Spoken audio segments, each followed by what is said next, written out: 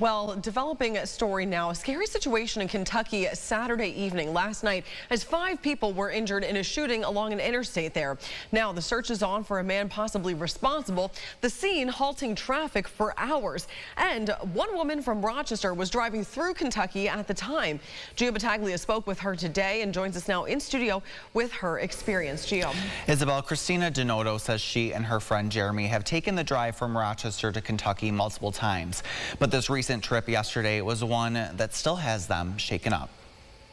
I was driving down the middle lane of I-75, and all of a sudden we heard like a loud, it sounded like an explosion almost, and we both jumped in our seats. Christina telling me it sounded almost like a rock came through her window. Nothing was there.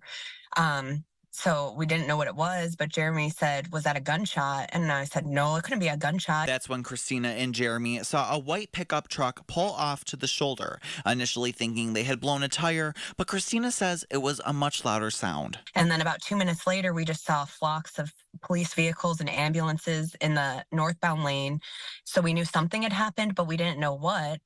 So we just kept driving. Jeremy's dad, knowing the two were on this drive and seeing the news, called them immediately. And that's how they found out what they were just in the middle of. And it was all over the news about the active shooter in Kentucky.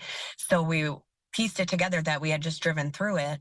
And we were very shaken up. 5 people were shot during Saturday's shooting and are currently listed in stable condition with very serious injuries, including one person who was shot in the face. Christina drives a Toyota 4Runner. She says it's a large vehicle and rocks hit it all the time. But when she inspected it after, there's a huge dent in my rim. And right above that on the back corner panel, a bunch of paint is chipped off.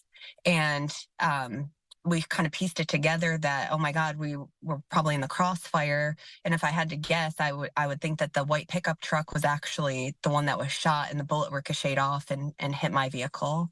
Christina says she's thankful that she and Jeremy are okay physically, still shaken up. She told me she never thought she'd be in the middle of this and is sending prayers to those who were injured. I would never imagine something like this happening, let alone happening, while I'm driving through it. So always be on the lookout.